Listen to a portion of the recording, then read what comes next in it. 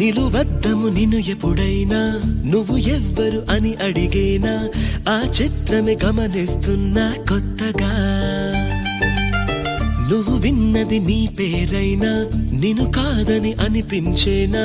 ఆ సంగతి కనిపెడుతున్నా వింతగా నీ కన్నుల మెరిసే రూపం నాదేనా అనుకుంటున్నా